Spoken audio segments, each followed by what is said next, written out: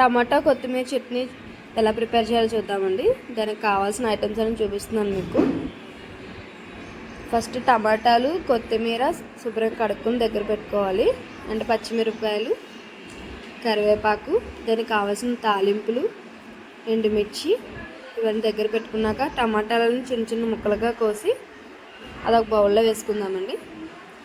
అదేవిధంగా పచ్చిమిరపకాయలు కూడా చిన్నగా కోసి ఒక బౌల్లో వేసుకుందాం. తర్వాత బాండి పెట్టి స్టవ్ వెలిగించి అది కొద్దిగా వేడైన తర్వాత దాంట్లో కొద్దిగా ఆయిల్, ఫ్రీడమ్ ఆయిల్ యూజ్ చేస్తున్నాను. దాంట్లో కొద్దిగా తాలింపులు, ఎండుమిర్చి, వెల్లుల్లి వేసి బాగా ఫ్రై చేయాలి. ఫ్రై చేసిన తర్వాత పచ్చిమిరపకాయలు వేసి బాగా ఫ్రై చేయాలి. తర్వాత కొత్తిమీర వేసి బాగా ఫ్రై చేయాలి. ఇది బాగా ఫ్రై అయిన తర్వాత దాంట్లో మనం కోసి పెట్టుకున్న టమాటాలు, నేను మొత్తం 10 టమాటాలు తీసుకున్నానండి, దాన్ని కూడా వేసి బాగా దగ్గరగా మగ్గించాలండి. ఎంత బాగా ఇది ఉడికితే అంత బాగా టేస్ట్ వస్తుంది అనమాట. దాంట్లో సరిపడా సాల్ట్ వేస్తున్నాను, మీ టేస్ట్ని బట్టి సాల్ట్ యాడ్ చేసుకోండి.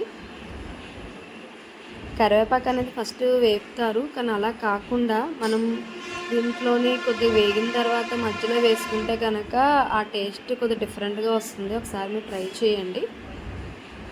బాగా కొద్దిగా మగ్గిన తర్వాత దీనిలో మనం ఏం చేద్దామంటే ఇప్పుడు కొద్దిగా కరివేపాకు వేసుకుందాం.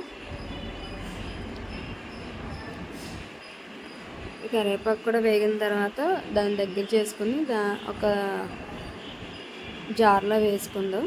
దాంట్లో కొద్దిగా చింతపండు కూడా వేసి బాగా మిక్సీ పట్టుకుందామండి. కొద్దిగా కచ్చాపచ్చాగా అది మిక్సీ అయిన తర్వాత దాన్ని తాలింపు వేసుకోవడానికి మళ్ళీ అదే సేమ్ బాండలు పెట్టుకొని దాంట్లో కొద్దిగా ఆయిల్ వేసుకొని తాలింపులు, ఎండుమిర్చి, కరివేపాకు వేసుకుని ఫ్రై చేసి దాన్ని చట్నీలో వేసుకోవడమే.